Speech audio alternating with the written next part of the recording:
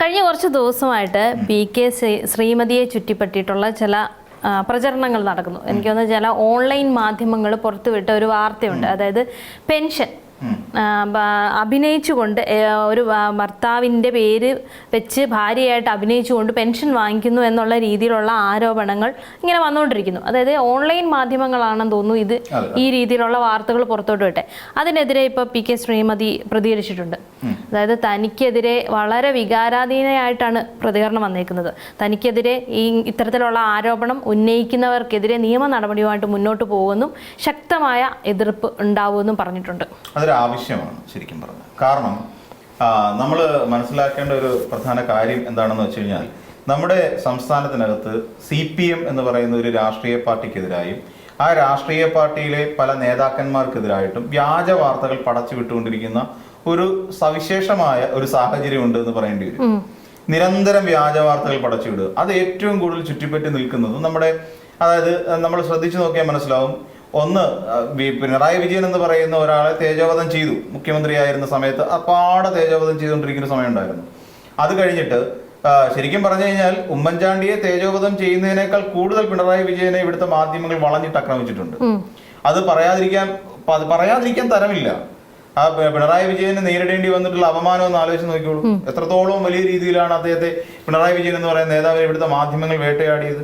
അദ്ദേഹം പറയുന്ന ഓരോ വാക്കുകൾ എടുത്തുകൊണ്ട് അദ്ദേഹത്തെ ഇവിടെ പൊരിപ്പിച്ചിട്ടില്ലേ ഇവിടുത്തെ നമ്മുടെ ഓൺലൈൻ മാധ്യമങ്ങൾ അടക്കമുള്ള മാധ്യമങ്ങൾ.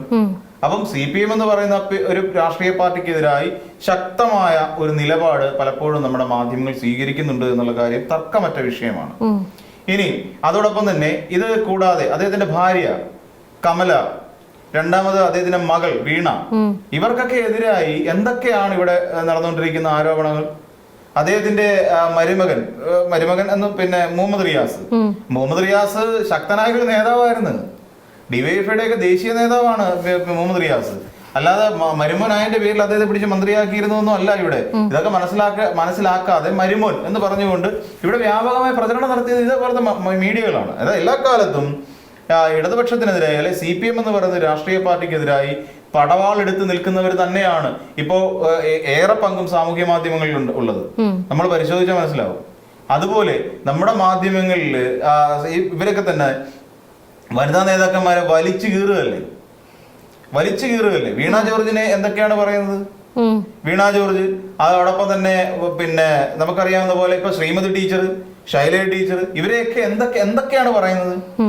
PP ദിവ്യ എന്ന് പറയുന്ന ഒരാൾ തെളിഞ്ഞിട്ടില്ല. PP ദിവ്യ ഇപ്പോഴും കുറ്റക്കാരിയാണോ എന്നുള്ള കാര്യം ഇതൊരു തെളിഞ്ഞിട്ടില്ല. ആ PP ദിവ്യക്കെതിരായി എന്തൊക്കെയായിരുന്നു ഇവിടെ നടത്തിയിട്ടുള്ള പുകിലുകൾ അല്ലെ?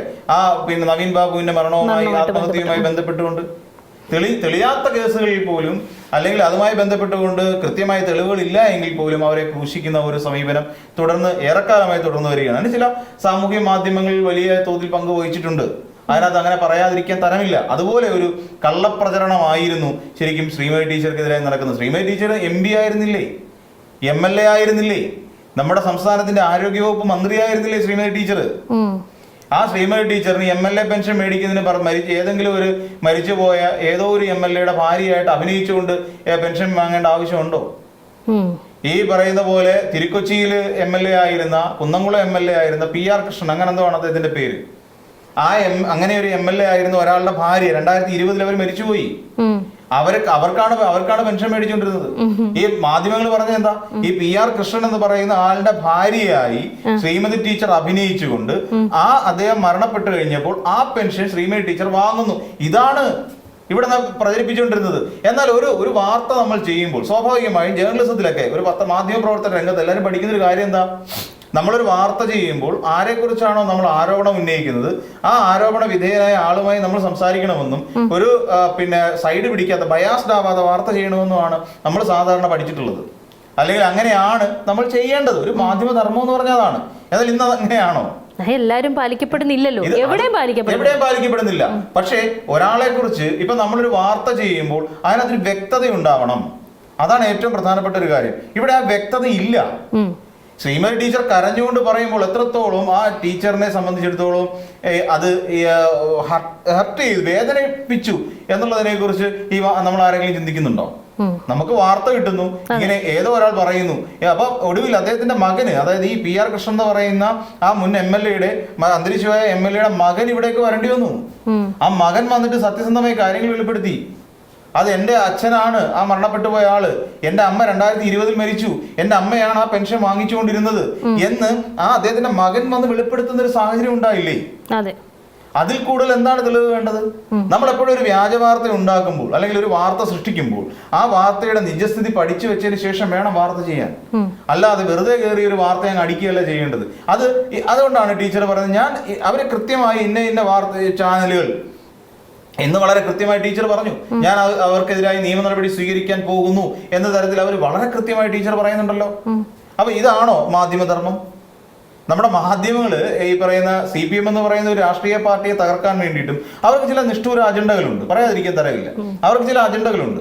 ഈ പറയുന്ന പോലെ പിന്നെ CPM-ലെ വനിതാ നേതാക്കന്മാർക്കെതിരെ അവർ അജണ്ട കൃത്യമായി സെറ്റ് ചെയ്ത് വെക്കുന്നുണ്ട്. വീണ ജോർജ്, നമുക്കറിയാം ഈ നാട്ടിലെ മാധ്യമങ്ങൾ വീണ ജോർജ് എന്ന് പറയുന്ന ഒരു മാധ്യമ പ്രവർത്തകയായിരുന്ന മന്ത്രിയെ ഇവിടെ എത്രത്തോളം ഇട്ട് വേട്ടയാടി എന്നുള്ള കാര്യം നമ്മുടെ കൺമുമ്പിലുണ്ടെന്നേ നമുക്കറിയില്ലേ. ഒരു കള്ളക്കഥ വരെ പടച്ചുവിട്ടില്ലേ വീണ ജോർജിനെതിരായി? വീണ ജോർജിന്റെ പ്രൈവറ്റ് സെക്രട്ടറി പിന്നെ എന്താണ് ആയുഷ്മാൻ ഭാരതുമായി ബന്ധപ്പെട്ടുകൊണ്ട് അതുമായി ബന്ധപ്പെട്ട് അവിടെ ഒരു ഈ എന്താ പറയുന്നത് ഹോമിയോ ഇതിലേക്ക് വേണ്ടിയിട്ട് പണം മേടിച്ചു, നിയമനത്തിന് വേണ്ടിയിട്ട് എന്നും പറയേണ്ട ഒരാൾ ഒരു പിന്നെ കണ്ണ് കാണാൻ വയ്യ, എനിക്ക് ആരാ മേടിച്ചെന്നറിയില്ല, എനിക്ക് കണ്ണ് കണ്ടുകൂടാ എന്നൊക്കെ ഏറ്റവും അവസാനം പുള്ളി മാറ്റി പറഞ്ഞാണ്. പിന്നെ കൃത്യമായ തെളിവുകൾ വന്നു കഴിഞ്ഞപ്പോഴാണ് ഇതിൽ കെട്ടിച്ചമച്ച കഥയായിരുന്നു എന്നുള്ള കാര്യം മനസ്സിലാവുന്നത്. ഒരു അധ്യാപകനായിരുന്നു, മുൻ അധ്യാപകൻ, ഇവിടെ കൊണ്ടുവന്ന് പണം വീണ ജോർജിന്റെ സെക്രട്ടറിയെ കൊടുത്തു എന്നാണ് പറയുന്നത്. ആ രീതിയിൽ വീണ ജോർജിന്റെ തുടക്കം മുതൽ തന്നെ ക്രൂശിച്ചുകൊണ്ടിരിക്കുകയായിരുന്നു ഇവിടുത്തെ മാധ്യമങ്ങളും അത് പിന്നെ എതിർകക്ഷികളും. എന്നിട്ട് ഏറ്റവും ഒടുവിൽ എന്താ സംഭവിച്ചത്? വീണ ജോർജ് അങ്ങനെ ചെയ്തിട്ടില്ല എന്ന് തെളിഞ്ഞില്ലേ അല്ലെ? ഈ ശൈലജ ടീച്ചറിന് എതിരായിട്ട് എന്തൊക്കെയാണ് കോവിഡ് റാണി അല്ലെ, അങ്ങനെയൊക്കെയല്ലേ ഇവിടെ വലിയ കഥകൾ പ്രചരിച്ചുകൊണ്ടിരുന്നത്. കോവിഡ് റാണി, റോക്കിംഗ് സ്റ്റാർ എന്നൊക്കെ പറയുകൊണ്ട് ഈ കോൺഗ്രസ്സുകാര് പറഞ്ഞുകൊണ്ട് നടന്നു. അതിന്റെ വാല് പിടിച്ചുകൊണ്ട് ബാക്കിയുള്ളവരും പറഞ്ഞു തുടങ്ങി. അങ്ങനെ എന്തൊക്കെയാണ് പിന്നെ ഇവര് പറഞ്ഞുകൊണ്ട് നടന്നത് എന്നാണ് ആലോചിച്ച് നോക്കൂ. ഇവിടുത്തെ CPM-ലെ വനിതാ നേതാക്കൾ കരുതി കൂട്ടി നാണം കെടുത്ത് കരുതി കൂട്ടി പലതും കെട്ടിച്ചമച്ചുണ്ടാക്കുക. അതെ, ഇവിടുത്തെ CPM-ലെ വനിതാ നേതാക്കൾക്ക് നേരിടേണ്ടി വന്നതുപോലുള്ള അപമാനവും അല്ലെങ്കിൽ ഈ പറയുന്ന മാധ്യമ വിചാരണയൊന്നും ഒരു കാലത്തും ഒരു രാഷ്ട്രീയ പാർട്ടിയിലും പെട്ട വനിതാ നേതാക്കൾക്ക് ഉണ്ടായിട്ടില്ല. ഇവിടെ ബിന്ദു കൃഷ്ണയെ എത്ര തവണ വളഞ്ഞിട്ട് ആക്രമിച്ചു? ഇത് ഷാനിമോൾ ഉസ്മാൻ എന്ന് പറയുന്ന വനിതാ നേതാവുണ്ടല്ലോ, എത്ര തവണ വളഞ്ഞിട്ട് CPM-കാരോ അല്ലെങ്കിൽ മാധ്യമങ്ങളോ ആക്രമിച്ചിട്ടുണ്ടോ? അവരെ ആക്രമിച്ചിട്ടില്ല. ആലോചിച്ച് നോക്കിയാൽ മതി. ഇവിടെ കോൺഗ്രസിൽ പിന്നെ എടുത്തു പറയത്തക്ക വനിതാ നേതാക്കന്മാരും ഇല്ല, അത് വേറൊരു കാര്യം. പിന്നെ ആകെയുള്ള സിമി റോസ് ബെൽ എന്ന് പറഞ്ഞിട്ട്, പക്ഷെ അവർ ഉയർത്തിയ ആരോപണം കോൺഗ്രസിനെതിരായിട്ട് തന്നെയുള്ള ആരോപണം തന്നെയായിരുന്നു അവർ ഉയർത്തിക്കൊണ്ടുവന്നത്.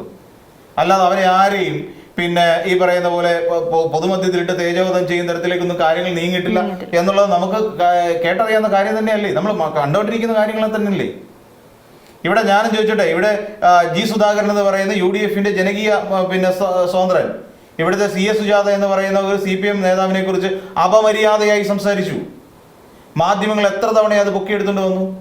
മാധ്യമങ്ങൾ എവിടെയെങ്കിലും ഒരു ചർച്ചയ്ക്ക് വെച്ചോ? അത് ഏതെങ്കിലും ഒരു സാമൂഹ്യ മാധ്യമം അതുമായിട്ട് ബന്ധപ്പെട്ട് നിങ്ങൾ ചെയ്ത് തെറ്റാണ് എന്ന് G. സുധാകരനെ പറഞ്ഞ് കുറ്റപ്പെടുത്തിക്കൊണ്ടൊരു വാർത്ത വന്നോ? ഇവിടെ എത്ര ദിവസവും ചർച്ചയിൽ നിന്നു?